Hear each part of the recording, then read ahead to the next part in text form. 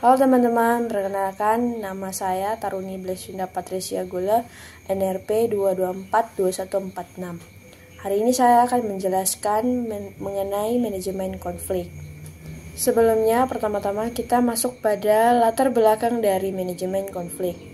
Latar belakang dari manajemen konflik yaitu, konflik adalah bagian integral dari interaksi manusia, baik dalam konteks pribadi maupun profesional. Ketika individu atau kelompok memiliki tujuan, kepentingan, atau nilai yang berbeda, konflik dapat muncul, menciptakan ketegangan hingga perselisihan. Meskipun sering dianggap negatif, konflik juga dapat menjadi peluang untuk inovasi dan perbaikan jika dikelola dengan baik. Sekarang kita masuk pada rumusan masalah yaitu, yang pertama, apa penyebab utama terjadinya konflik dalam organisasi? Yang kedua, bagaimana identifikasi dan penilaian konflik dapat dilakukan? Yang ketiga, apa strategi yang paling efektif untuk mengelola konflik? Yang keempat, apa dampak konflik yang tidak dikelola terhadap kinerja organisasi? Dan yang kelima, bagaimana evaluasi hasil manajemen konflik dilakukan? Nah, setelah kita mengetahui latar belakang dan rumusan masalah, sekarang kita masuk pada isi dari materi manajemen konflik. Yang pertama-tama kita harus mengetahui pengertian dari manajemen konflik. Manajemen konflik adalah serangkaian tindakan yang dirancang untuk mengurangi dampak negatif konflik dan meningkatkan hasil positifnya. Manajemen konflik tidak bertujuan untuk menghilangkan konflik sepenuhnya, karena beberapa konflik dapat memicu kreativitas dan inovasi. Nah, ada beberapa pengertian manajemen konflik menurut para ahli. Salah satunya yaitu 1. Menurut Ross 1993, manajemen konflik adalah langkah-langkah yang diambil oleh pelaku atau pihak ketiga dalam rangka mengarahkan perselisihan ke arah hasil tertentu. Hasil tersebut mungkin atau tidak mungkin menghasilkan penyelesaian konflik, dan mungkin atau tidak mungkin menghasilkan ketenangan. Hal positif, kreatif, bermufakat, atau agresif.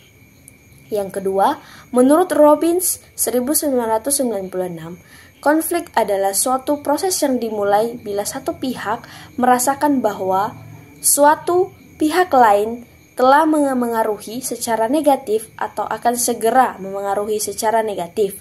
Dari sinilah kita dapat menyimpulkan bahwa manajemen konflik adalah suatu pengelolaan dari proses tersebut. Nah, sekarang kita masuk pada rumusan masalah yang pertama yaitu, apa penyebab utama konflik dalam organisasi?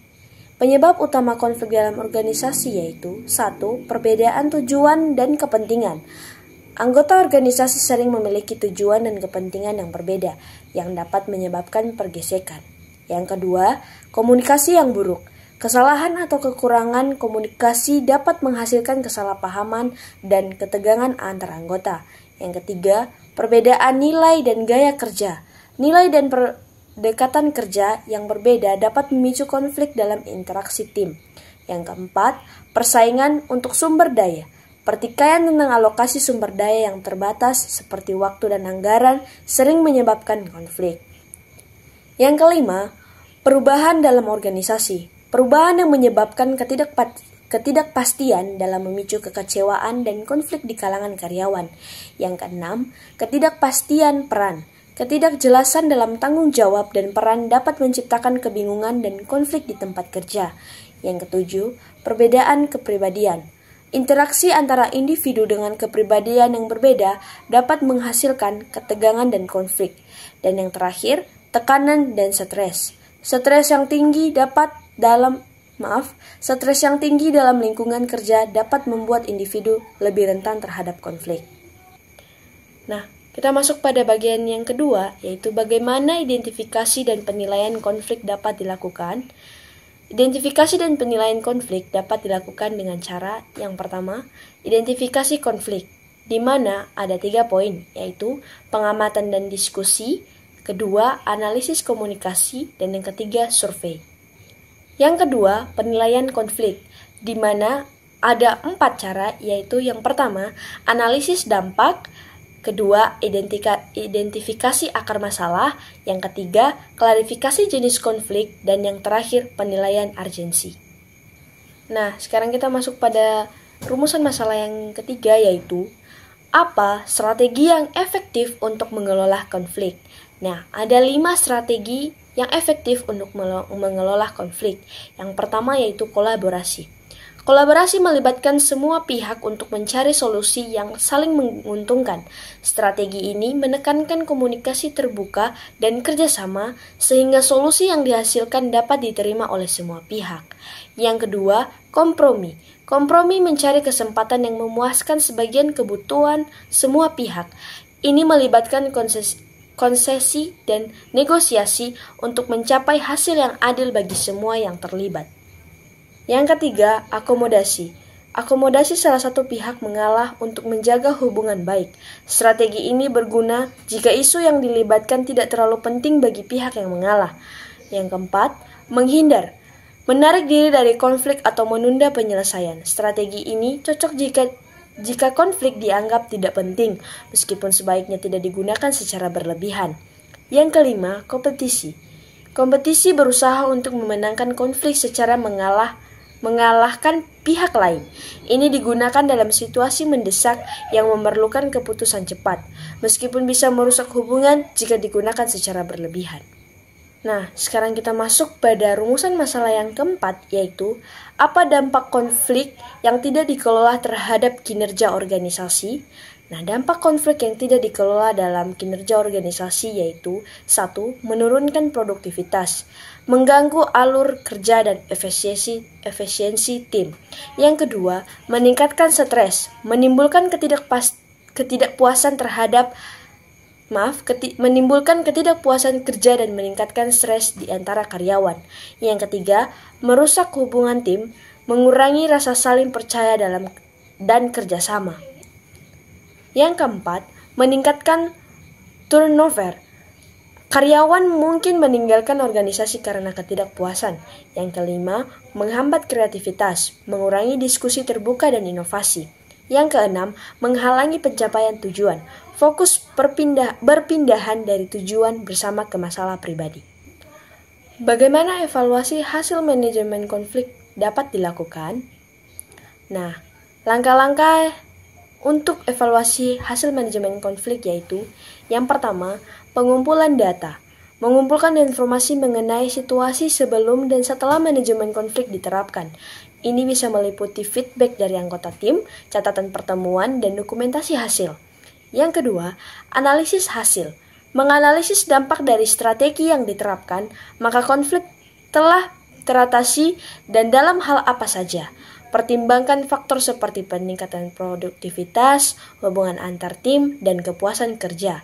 Yang ketiga, survei atau kuesioner. Menggunakan survei atau kuesioner untuk mendapatkan masukan dari seluruh pihak yang terlibat dalam konflik.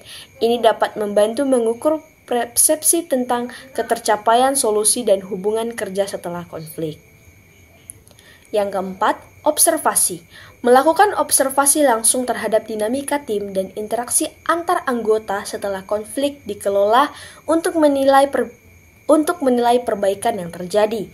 Yang kelima, diskusi refleksi. Mengadakan sesi diskusi refleksi dengan anggota tim untuk berbagai pengalaman tentang manajemen konflik dan menentukan pelajaran yang dapat diambil. Dan yang terakhir, pelaporan dan tindak lanjut. Mengkomunikasikan hasil evaluasi kepada semua pihak yang terlibat dan merumuskan rencana tindak lanjut jika diperlukan untuk mencegah konflik serupa di masa depan. Nah, itulah beberapa rumusan masalah dan bagaimana cara mengatasinya. Sekarang kita masuk pada apa sih manfaat dari manajemen konflik. Nah, ada beberapa manfaat manajemen konflik, yaitu terbagi menjadi 5. Yang pertama, meningkatkan produktivitas, mengurangi gangguan dan meningkatkan efisiensi kerja.